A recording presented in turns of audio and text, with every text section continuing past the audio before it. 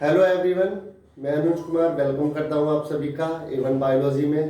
तो जैसा कि हम पढ़ रहे हैं chapter 1 the living world in biology. Today we are going to discuss about the taxonomic hierarchy. In this chapter we have discuss about the living world, the diversity in the living world, nomenclature. आज हम बात करेंगे taxonomic hierarchy. What is taxonomic hierarchy?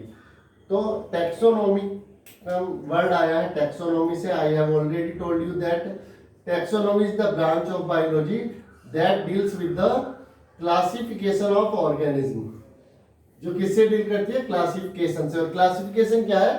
Classification is the arrangement of the living beings into different different categories according to the basic plan, their similarities dissimilarities. तो उसके basis पर अलग अलग categories में रखना ऑर्गेनिज्म को क्या कहलाता है? क्लासिफिकेशन। अब बात करते हैं टैक्सोनॉमिक हियरार्की की। अगर बात करें तो टैक्सोनॉमिक हियरार्की जो है it is a series of different classification rank और categories arranged in descending order. तो जो भी कैटेगरी है क्लासिफिकेशन की, कैटेगरी मतलब जो भी रैंक है जिस कैटेगरी के अंदर किसी ऑर्गेनिज्म को रखा गया है, तो उसको एक सीरीज वाइज अरेंज करना डिसेंडिंग ऑर्डर में, that is known as the taxonomic hierarchy. तो टैक्सोनॉमी कैटेगरी या टैक्सोनॉमी रैंक जो है वो एक लेवल है जिसके अंदर किसी भी ऑर्गेनिज्म को रखा गया है। तो ये जो सबसे पहले टैक्सोनॉमिक हियरार्की के बारे में बताया था, it was proposed by the Carolus Linnaeus. और कैरोलस लिनियस ने यहाँ पर 5 ऑब्लिगेट कैटेगरी बताई थी। वो 5 ऑब्लिगेट कैटेगरीज क्या थी? Class, order, genus, species, variety. तो क्वेश्चन जनरली एग्जाम में पूछ लिया जाता है, कॉम्पिटिटिव एग्जाम में भी, कि सबसे पहले टैक्सोनॉमिक हियरार्की किसने प्रपोज किया? कैरोलस लिनियस ने। या कैरोलस लिनियस ने कितनी कैटेगरीज बताई? कैरोलस लिनियस ने बताई थी यहाँ पर 5 obligate categories, class, order, genus, species and variety. But nowadays we study 7 obligate categories and some intermediate categories. तो यहाँ पर आपको केवल सिलेबस में ऑब्लिगेट कैटेगरी दिया गया है, इंटरमीडिएट कैटेगरी के बारे में कोई डिस्कस नहीं किया गया है। तो ये जो 7 ऑब्लिगेट कैटेगरीज है, इनको डिसेंडिंग ऑर्डर में अरेंज करना ही क्या कहलाता है? हमारा टैक्सोनॉमिक हियरार्की। तो सबसे पहली कैटेगरी क्या है? किंगडम। किंगडम के बाद आता है आपका फाइलम और डिवीजन। जो वर्ड फाइलम है it is used for the animals and division is for the plant. Division का यूज होता है प्लांट्स के लिए और एनिमल के लिए फाइलम। कभी भी प्लांट में फाइलम वर्ड नहीं आएगा।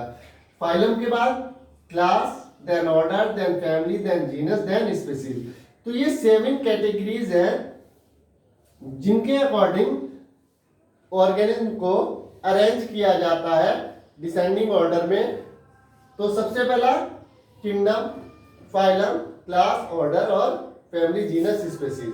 तो यहाँ पर जो है जैसे जैसे हम नीचे की तरफ जाते हैं किंगडम से स्पीशीज की तरफ, तो होता क्या है? प्लांट की स्पेसिफिक जो भी आपके ऑर्गेनिज्म है उनकी स्पेसिफिसिटी बढ़ती जाएगी, यानी कि उनके कैरेक्टर जो है वो और ज्यादा कॉमन कैरेक्टर एक दूसरे से मैच करने लगेंगे। लेकिन जैसे जैसे नीचे जाएंगे नंबर ऑफ ऑर्गेनिज्म क्या होगा? वो आपका डिक्रीज हो जाएगा, क्योंकि किंगडम तो भी बहुत बड़ा आपका कैटेगरी है। इसके अंदर प्लांट है, एनिमल है, फिर उसके बाद उनको फाइलम में डिवाइड कर दिया जाता है, देन क्लास में, देन ऑर्डर में, उसके बाद फैमिलीज में, देन जीनस में, देन स्पीशीज में। ये तो हुआ इसका डिसेंडिंग ऑर्डर। अब जरा इसको असेंडिंग ऑर्डर में अगर हम कर दें, इसको अगर हम उल्टा कर दें, सबसे पहले यहां पर रख देते हैं species, then genus, then family, order, class, phylum और डिवीजन, फाइलम और डिवीजन एंड किंगडम। अगर इसको ऐसे हम कर देते हैं तो जो डिसेंडिंग ऑर्डर में आपको बताया था कैरेक्टर, वो इसके जस्ट अपोजिट हो जाएंगे। अपोजिट यानी कि स्पेसिफिसिटी आपकी डिक्रीज हो जाएगी, नंबर ऑफ कॉमन कैरेक्टर भी डिक्रीज हो जाएंगे, और जो आपका ऑर्गेनिज्म का नंबर है वो बढ़ जाएगा। ये है असेंडिंग ऑर्डर। तो सबसे पहला स्पीशीज, ये जो टर्म था species, it was given by John रे इन 1863। किसने दिया था? जॉन रेने 1863 में। तो स्पीसीज के अंदर वो ऑर्गेनिज्म आते हैं जो कि मॉर्फोलॉजिकली रिप्रोडक्टिवली एक दूसरे के सिमिलर हो, यानी कि आपस में इंटरब्रीड करके अपने ही जैसे ऑर्गेनिज्म को रिप्रोड्यूस कर सके। तो ये जो है it is the basic unit of classification. ये क्वेश्चन भी अक्सर पूछा जाता है, what is the basic unit of classification. Basic unit of classification क्या है? It is species. तो ये किसने दिया था टर्म? जॉन रे ने। अब स्पीसीज के बाद क्या आता है? जीनस। तो जीनस क्या है?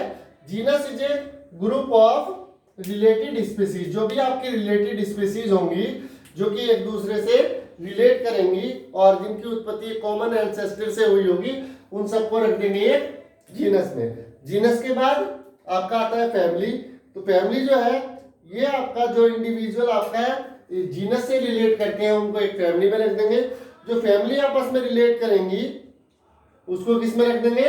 ऑर्डर में। देन जो ऑर्डर एक दूसरे से रिलेट करते हैं उनको रख देते हैं किसके अंदर?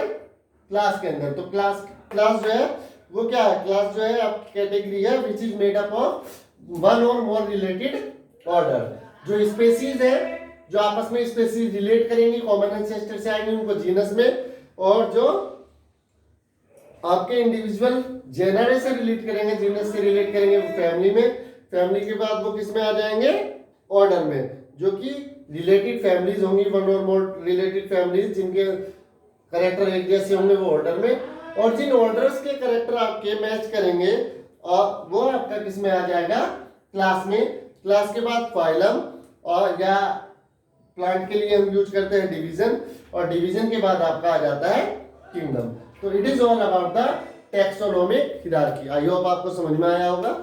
It's all for today and tomorrow we will finish this chapter.